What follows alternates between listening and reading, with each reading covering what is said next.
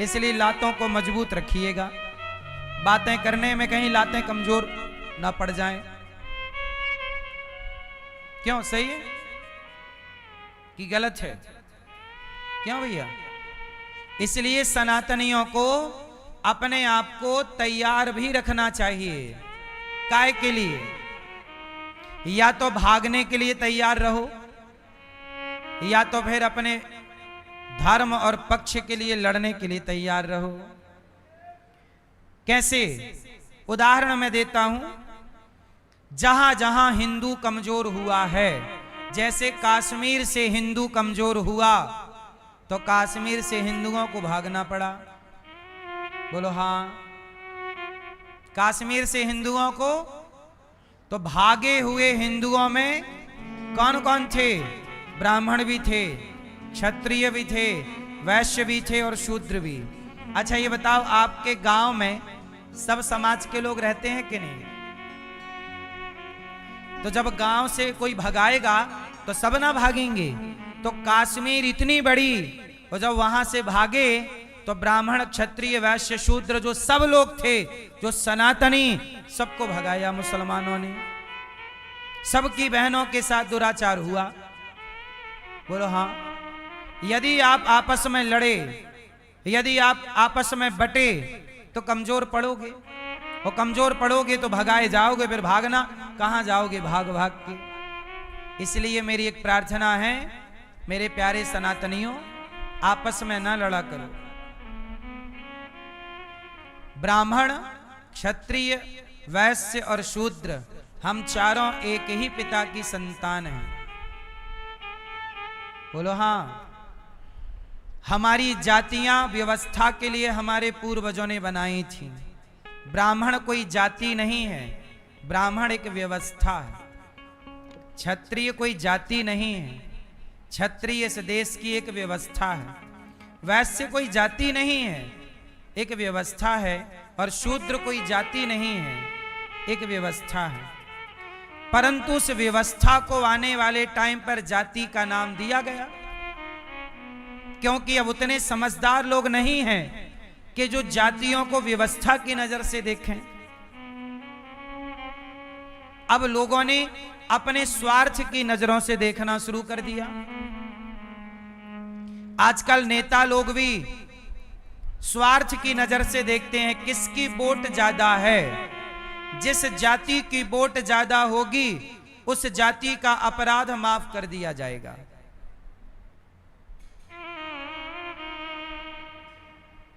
जबकि तुम चारों एक पिता की संतान हो। इस देश में जब मुगल आए, अंग्रेज आए, उन्होंने नारा क्या दिया? फूट डालो, शासन करो। फूट डालो।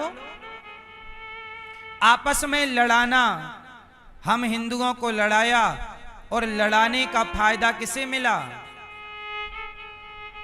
लड़ने का फायदा मिला अंग्रेजों को, मुसलमानों को। हम लड़ते रहे और हमारा ही देश हमें लड़ाकर अंग्रेज और मुगल लूटते रहे। तुम लड़ने में बिजी रहो, हम लूटने में बिजी हैं। बोलो हाँ। अंग्रेज कहते हैं तुम लड़ने में बिजी रहो, और अंग्रेजों ने लूटा। बोलो हाँ। इसलिए आपसे कहता हूं, आपस में लड़ाइयां ना करो। दुनिया चाहती ही है कि आप लड़ जाएं। अच्छा भैया ये बताओ, आप 2 भाई हैं या 3 भाई हैं, यदि आप प्रेम से रहोगे आपस में तो आपका फायदा होगा, पर आपके परिवार का, आपके अगल बगल के लोगों का कोई फायदा नहीं। लेकिन आप यदि भाई भाई आपस में लड़ोगे तो आपकी लड़ाई से बहुत लोगों का फायदा हो सकता है। बोलो हाँ। एक बात बताओ, सारे भाई प्यार मोहब्बत से रहने लग जाएं और सारे लोग प्रेम से, हिंदू सनातनी आपस में प्रेम से रहने लग जाएं, तो कोर्ट कचहरी बंद हो जाएंगे कि नहीं? उत्तर दो। और कोर्ट कचहरी बंद हो जाएंगे तो कोर्ट कचहरी का खर्चा, जब आपका कोई केस ही नहीं बनेगा, आप कोर्ट कचहरी जाओगे ही नहीं, तो कोर्ट कचहरी का, जज का, वकील का खर्चा कैसे निकलेगा? बोलो हाँ। इसलिए इस देश में कुछ लोग ये चाहते हैं आज भी कि आप आपस में लड़ते रहें, क्योंकि आप लड़ते रहेंगे तो कोर्ट कचहरी जाते रहेंगे, और कोर्ट कचहरी जाएंगे तो कोर्ट कचहरी के द्वारा आपका पैसा, जो आपके बच्चों की पढ़ाई में लगना था, जो पैसा आपके तरक्की में खर्च होना था, वो पैसा कोर्ट कचहरी में खर्च होगा। फिर आप सदा के लिए क्या रह जाओगे? आपकी ग्रोथ रुक जाएगी, तरक्की रुक जाएगी, क्योंकि लड़ने में पैसा जाता है, दिमाग भी जाता है, समय भी जाता है। सही है कि नहीं? इसलिए समझदार लोग जो होते हैं वो लड़ते नहीं हैं, और जो थोड़ी मूर्ख टाइप के होते हैं वो लड़ते हैं। इसलिए आपस में लड़ना समझदारी नहीं है। आपस में लड़ना बड़ा नुकसान है। महाभारत में एक कथा है,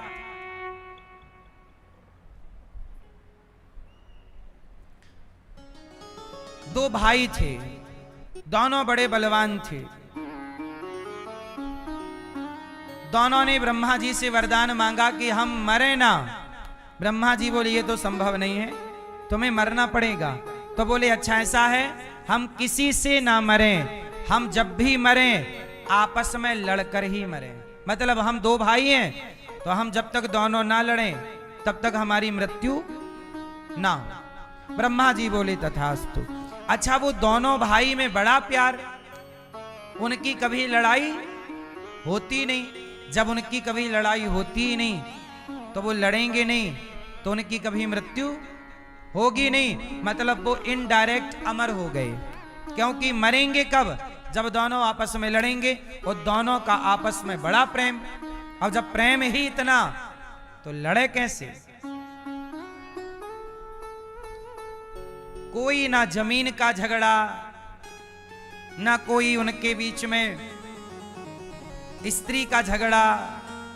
अब वो बड़े उत्पात मचाने लगे, संसार में हाहाकार मच गया। देवता ब्रह्मा जी के पास गए कि इन्होंने तो हमारा शासन छीन लिया, बड़ा पाप कर रहे हैं।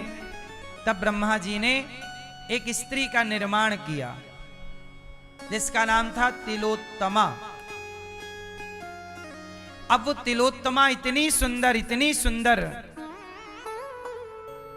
कि उसको देखा, जो देखा देखता ही गया। तिलोत्तमा ने ब्रह्मा जी से कहा आज्ञा क्या करना है? कहा कि जाओ, वो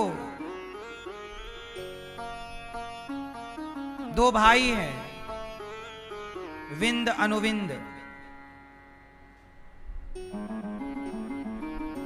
उनको, विंद अनुविंद नहीं, उनका नाम कुछ और था शायद। जाओ उन्हें मार के आओ, उनमें आपस में फूट करा दो दोनों भाइयों में। जाओ। अब दोनों भाइयों में फूट कराने के लिए वो तिलोत्तमा चली। अब तिलोत्तमा जब चली तो बड़ी सुंदर, दोनों भाइयों ने देखा, वाह इतनी सुंदर। बड़े भाई ने कहा तेरी भाभी है, अच्छे से देख तेरी।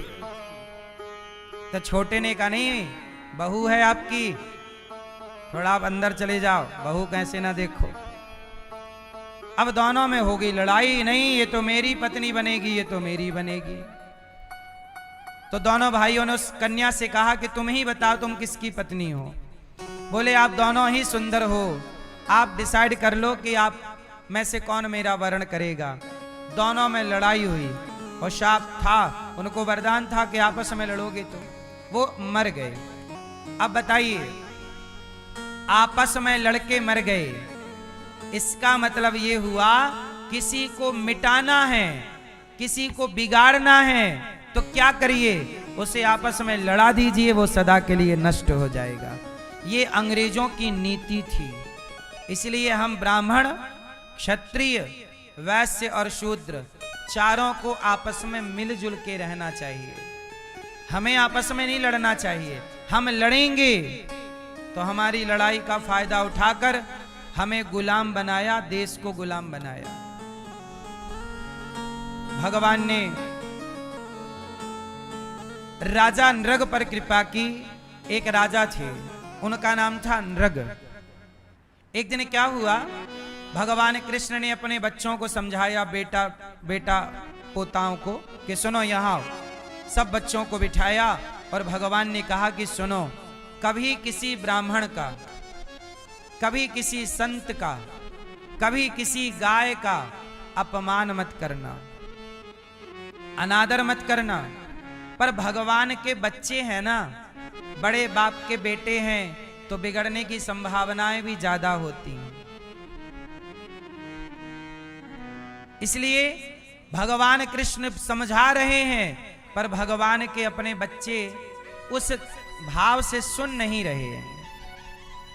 भगवान ने कहा कि चलो अच्छा यहीं जंगल में खेलो। तो क्या किया, खेल खेल में उनकी गेंद कुएं में गिर गई। तो वहां जब कुएं से गेंद निकालने गए तो वहां पर एक बहुत बड़ा गिरगिट था। भगवान कृष्ण को बच्चों ने आवाज लगाई, पिताजी गिरगिट है।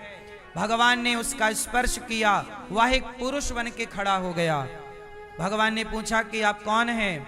तब उस गिरगिट से बने पुरुष ने कहा कि मेरा नाम राजा नृग है। नृग नाम के राजा, मैं इक्ष्वाकु वंश का राजा हूं। तो गिरगिट कैसे बन गए? बोले मेरे से पाप हो गया, जिस पाप के कारण गिरगिट बना, पर मैंने गौदान किया था, जिसके कारण प्रभु आज आपका दर्शन हो गया और आपके द्वारा मेरा उद्धार हुआ। तो बस याद रखिएगा कि जो आपका पुण्य है वह पुण्य कभी नष्ट नहीं होता। राजा नृग ने गौदान बहुत किए थे। उन गौदानों के बल पर क्या हुआ, उन्हें भगवान कृष्ण का दर्शन हुआ। इसलिए कहता हूं कि मरने से पहले गौदान जरूर करिएगा। गौरी गोपाल गौशाला में सैकड़ों गाय यहां रहती हैं, सैकड़ों नंदी रहते हैं। आप भी गौदान करिए, गाय को हरा चारा एक दिन का गौरी गोपाल गौशाला में जरूर दीजिएगा। आपके सहयोग से गायों को भोजन मिलता है, चारा मिलता है। कल का चारा, कल का भोजन गायों को आप करा सकते हैं तो कराइए। सबके घर से पहली रोटी गाय की निकलती है। आप भी गौरी गोपाल गौशाला में एक रोटी का सहयोग नित्य किया करो। 1 किलो चारे, हरे चारे का सहयोग नित्य किया करो। कर सकते हो महीने 2 महीने में 1-1 ट्रॉली चारे की सेवा गायों की कराते रहा करिए, यदि ईश्वर ने इस योग्य बनाया है तो। आधी ट्रॉली का भी आप सहयोग कर सकते हैं, आधी ट्रॉली चारे का। अब राजा नृग ने गौदान किया तो उन्हें कृष्ण की प्राप्ति हुई और उनकी मुक्ति हुई शाप से। पौंड्रक नाम का राजा था जो 4 हाथ लगा के घूमता रहता था और सबसे यही कहता कि मैं भगवान हूं, मैं भगवान हूं। भगवान कृष्ण को पता लगा तो भगवान ने पौंड्रक का उद्धार किया। आज भी संसार में किसी के पास थोड़ा पद आ जाए, प्रतिष्ठा आ जाए, पैसा आ जाए, तो पैसे आने के बाद व्यक्ति यही मान लेता है कि मैं ही भगवान हूं। लोग अपने को क्या मानने लग जाते हैं? जोर से, जोर से। एक बात बताओ, क्या कोई व्यक्ति, क्या कोई इंसान भगवान हो सकता है? उत्तर दो। जब कोई व्यक्ति, अच्छा देखो, चांदी चांदी रहेगी, लोहा लोहा रहेगा, पीतल पीतल रहेगा। पीतल कभी कितना भी पीतल चिल्लाए कि मैं सोना हूं, मेरा रंग रूप सोने के जैसा है, तेरा रंग रूप भले सोने के जैसा है पीतल, पर तू सोना नहीं हो सकता। बोलो। जैसे पीतल कभी सोना नहीं हो सकता, ऐसे इंसान सदा इंसान रहेगा वो भगवान। यार बताओ, कोई भगवान, मतलब जो भगवान सृष्टि उत्पन्न कर रहा है, जो परमात्मा सृष्टि रच रहा है, जिसने आपका निर्माण किया, आप कह रहे हो कि मैं भगवान हूं। क्या भगवान होना इतना आसान है कि कोई भी 25-50 करोड़ रुपया कमाए और कह दे कि मैं भगवान हूं? भगवान कौन है? जिनका जन्म नहीं होता, जिनकी मृत्यु नहीं होती, इसलिए भगवान का नाम अजन्मा है। बोलो हाँ। वो भगवान अजन्मा है, अविनाशी है। तुम्हें सर्दी जुकाम होती है, तुम जन्म लेते हो और तुम मरते हो, क्योंकि तुम सांसारिक प्राणी हो, इंसान हो। और सांसारिक इंसान संसार की हर गतिविधि से गुजरता है।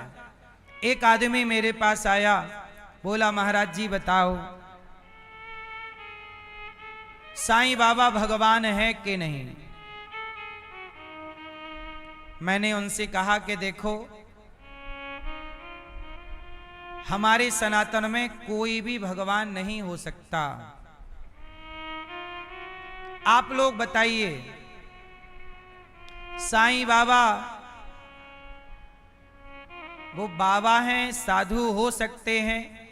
उनकी पुस्तक में लिखा है कि वो मुसलमान हैं। अब आप बताओ, साईं बाबा को आप लोग भगवान मानते हो कि नहीं? उत्तर दो। मानते हो?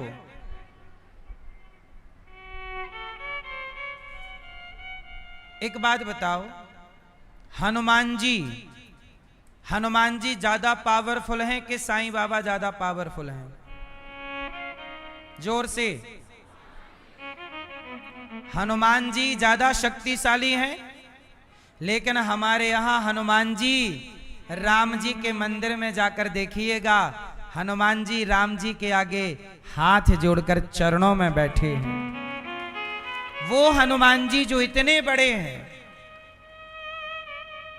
वो हनुमान जी जो इतने बड़े हैं, वो राम के आगे हाथ जोड़कर सिर झुकाकर बैठे हैं। हनुमान जी भी राम के क्या है? बोलो, राम के भक्त हैं। हनुमान जी को भी हमारे यहां राम भक्त कहा जाता है। क्या कहा जाता है? राम के भक्त। हमारे यहां हनुमान जी को भी राम भक्त कहा जाता है। तो जब हनुमान जी इतने बड़े हैं, चारों युग पर ताप तुम्हारा, जो अमर हैं, अजर अमर गुण निधि सुत हूं, करहूं बहुत रघुनायक छाहूं। वो हनुमान जी जो एक हाथ से पहाड़ उठा सकते हैं, समुद्र को छलांग लगाकर पार जा सकते हैं, इतना चमत्कार, इतना बल हनुमान जी में, उन्हें भी राम का भक्त कहते हैं। जब हनुमान जी को भक्त कहा गया, तो किसी बाबा को भगवान कैसे कहा जा सकता है, ये बताओ? किसी व्यक्ति को भगवान कैसे कहा जा सकता है? आपके पिता कितने हैं? उत्तर दो। क्या दो हो सकते हैं? नहीं। जब पिता दो नहीं हो सकते, तो भगवान भी दो नहीं हो सकते। भगवान एक हैं, एक थे, एक हैं, एक ही रहेंगे। पौंड्रक भी भगवान बनकर घूमता। भगवान ने पौंड्रक का उद्धार किया, काशीराज और द्विद का उद्धार किया भगवान ने। जरासंध के जेल से 20,800 राजाओं को भगवान ने मुक्त कराया। सबने कहा कृष्णाय वासुदेवाय हरये परमात्मने। प्रणतक्लेशनाशाय गोविंदाय नमो नमः। भगवान ने शिशुपाल का उद्धार किया, जरासंध का उद्धार भीम भैया ने किया और शिशुपाल 100 गालियां रोज देता। भगवान ने उद्धार कर डाला। शाल्व और दंत वक्र को भगवान ने मारा। भगवान के एक परम भक्त हैं सुदामा।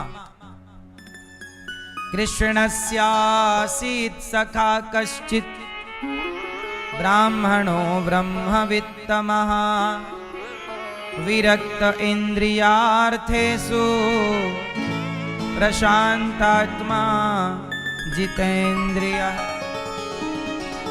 भगवान के एक परम भक्त हुए हैं सुदामा जी। भगवान के भक्त का नाम क्या है? सुदामा। फटे पुराने कपड़े पहनना, कोई ज्यादा हाय हाय नहीं, 5 घर जाकर भिक्षा मांगना, जितना मिल जाए संतुष्ट रहना, बड़ी शांति से सुदामा जी अपने जीवन को यापन कर रहे हैं।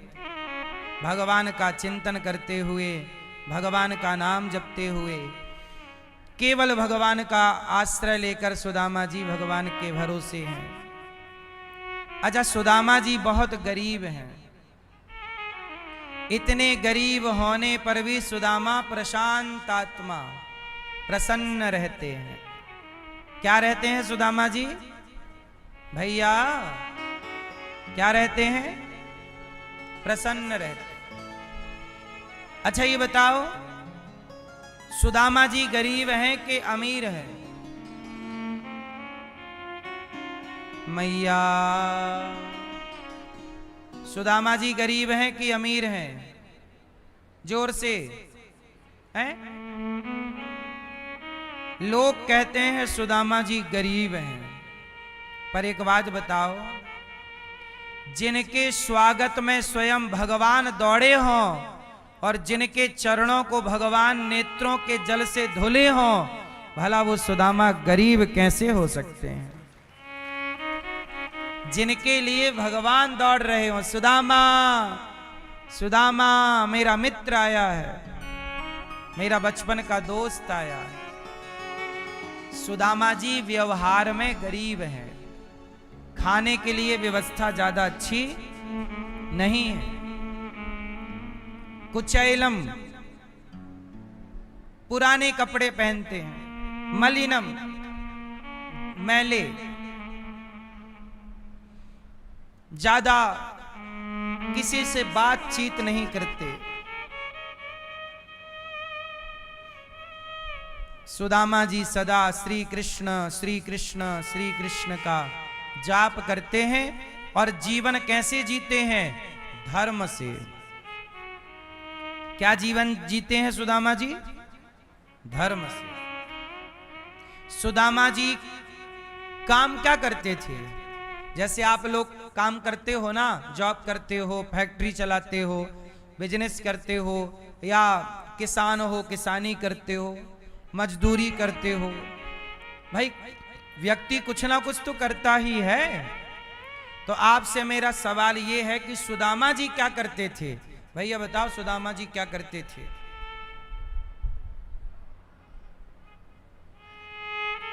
भैया आप ही बता दो। हैं? माला जपते थे, ये काम था सुदामा जी का। माला जपते थे तो सही है, काम क्या करते थे?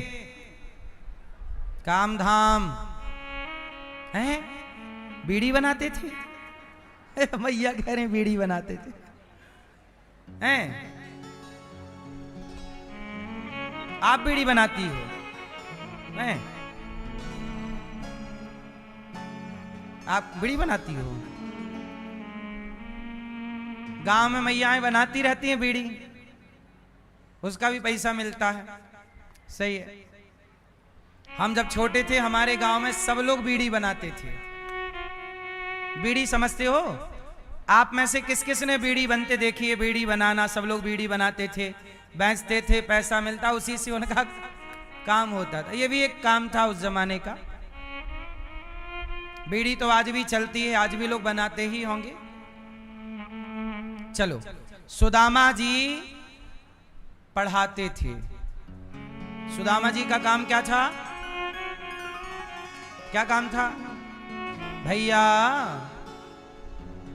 गूगल से पूछ रहे हो सुदामा जी क्या करते थे?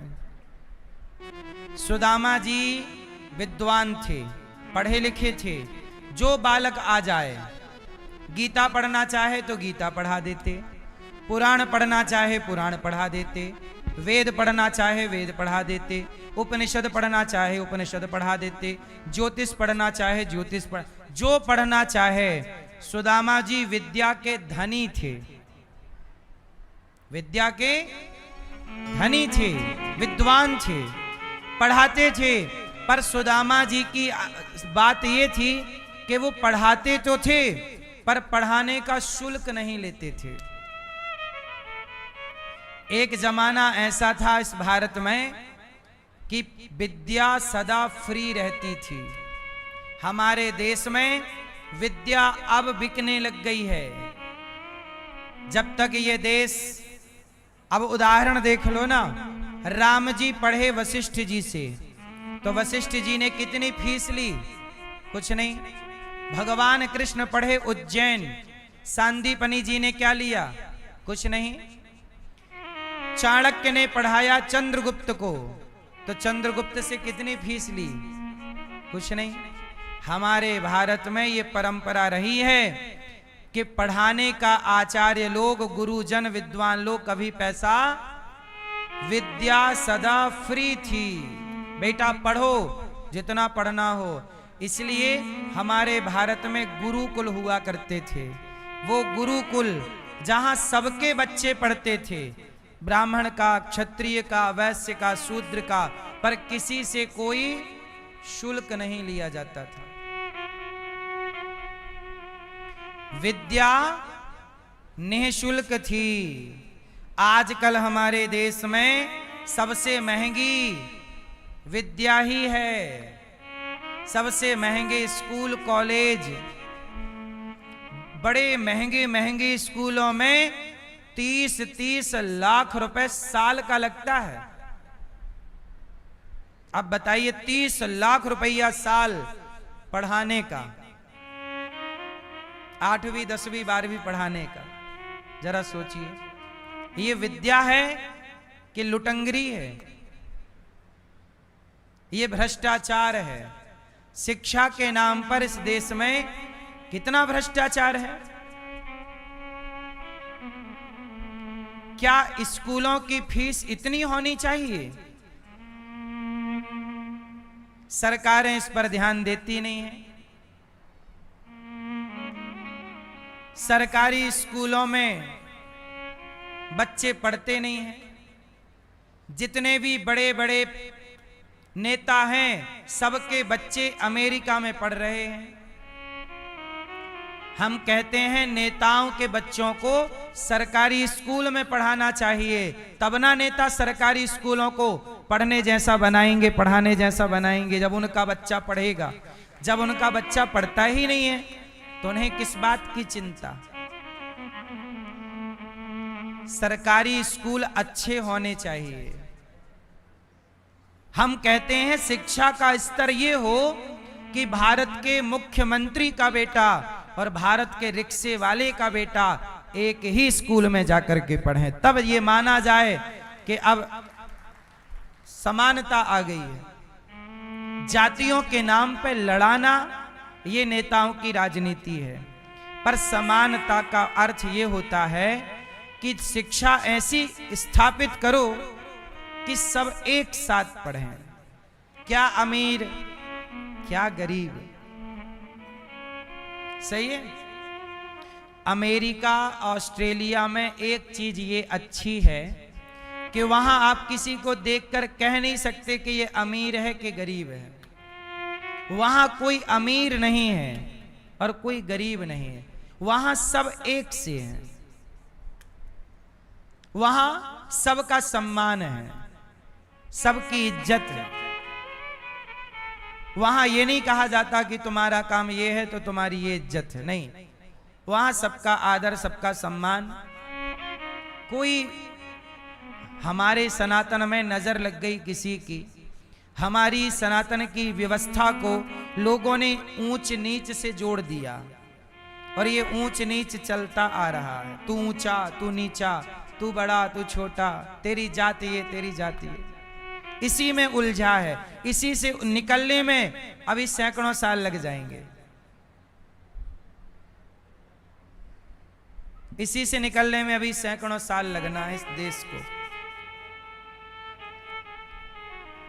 इसलिए मेरी मां, शिक्षा फ्री हो। कितने लोग चाहते हैं कि देश की शिक्षा फ्री हो? इस भारत में दो चीजें फ्री होनी चाहिए और कुछ भी फ्री नहीं होना चाहिए। क्या? शिक्षा और स्वास्थ्य। कितना भी इलाज कराओ फ्री हो, और कितना भी पढ़ो फ्री हो। ये दो काम फ्री हो, बाकी हर काम का पैसा लेना चाहिए। लेकिन आज की जनता अपना पक्ष रख ही नहीं पाती। सरकारें आपसे क्या कहती हैं? अब देखो ना, सबके खाते में 2-3 हजार रुपए आ जाते हैं महीने के। बोलो हाँ, 3 हजार रुपए महीने से क्या हो जाएगा मेरी मां? ये 3 हजार के लॉलीपॉप को ना खाओ। सरकारों से कहो कि हमें महीने का 3 हजार नहीं चाहिए, तो क्या चाहिए? आपका बेटा जितना पढ़े, 3 हजार में आप अपने बेटे को डॉक्टर नहीं बना सकती, इंजीनियर नहीं बना सकती, एडवोकेट नहीं बना सकती। आप सरकारों से ये कहो कि वो आपके बच्चे को पढ़ाए, आपका बेटा जो पढ़ा, क्योंकि पढ़ाई महंगी है। अब 3 हजार रुपए देके पढ़ाई के नाम पे आपसे वसूल लिया जाता है।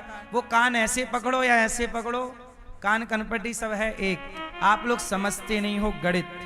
बड़े बड़े अर्थशास्त्री बैठे हैं ऊपर, वो ऐसे पैसे को घुमाते हैं, आप समझ ही नहीं पाते। आपको फ्री का चाहिए। लालच बुरी बला, लालच नहीं करना चाहिए। इस देश में आपकी मां जब बीमार पड़ेगी तो जो महीने के 3-3 हजार रुपए आ रहे हैं तुम्हारे खाते पे, वो 3 हजार से तुम्हारी मां का इलाज ना हो पाएगा।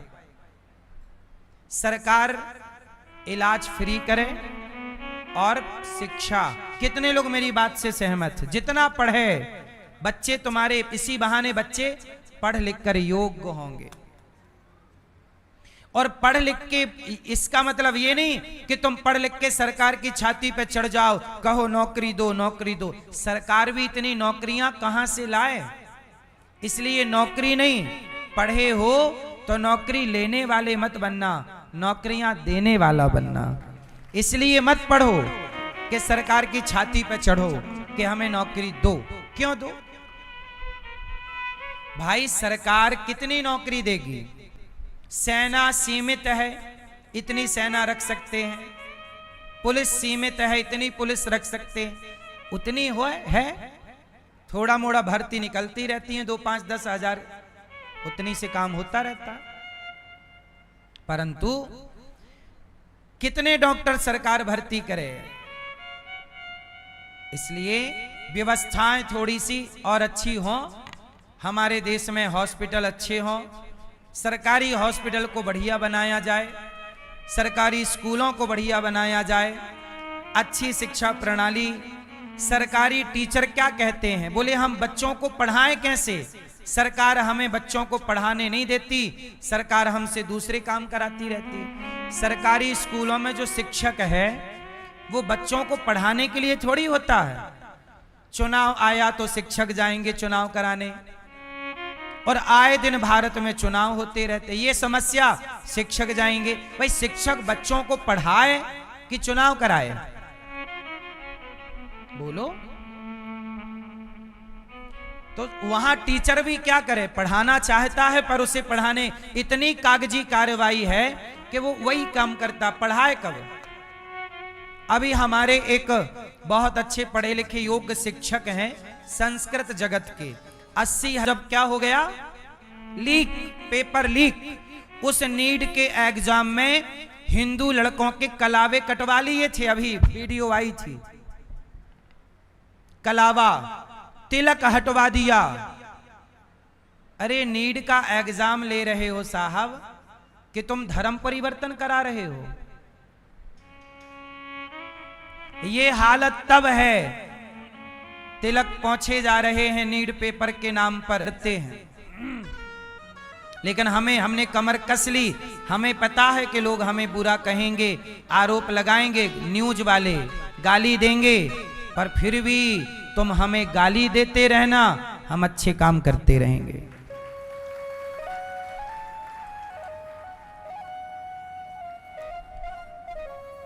सुदामा जी फ्री में शिक्षा देते थे।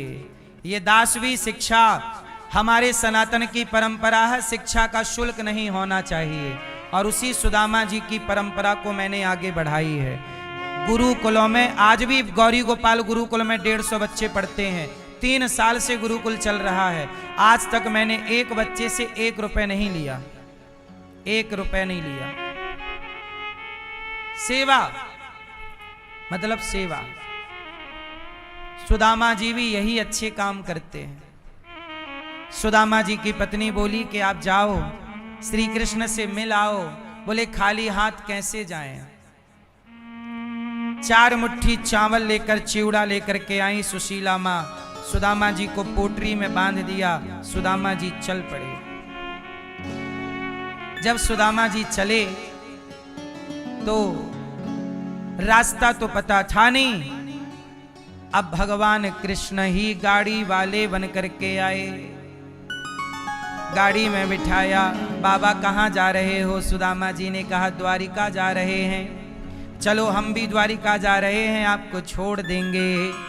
सुदामा जी को गाड़ी पर, देखो जब आप अच्छे काम के लिए चलते हैं तो कोई है, भगवान किसी ना किसी के द्वारा आपकी मदद जरूर कराते हैं। इसलिए अच्छे काम करने वाले के साथ जगत हो ना हो, पर जगन्नाथ सदा होते हैं। सुदामा जी द्वारिका पहुंच गए। लोगों ने कहा बाबा कहां से आए हो? है कहां से आए हो? सुदामा जी बोले मैं पोरबंदर से आया हूं। अच्छा क्या नाम है? सुदामा। क्यों आए हो और इतने फटे कपड़े क्यों पहन रखे हैं तुमने? सुदामा जी बोले हमारे पास कपड़े नहीं है ना, इसलिए फटे, जैसे हैं वैसे ही। अच्छा तो ऐसा करो, क्यों आए हो ये बताओ। सुदामा जी बोले ये जो द्वारिकाधीश है ना श्री कृष्ण, ये हमारे बचपन के मित्र हैं।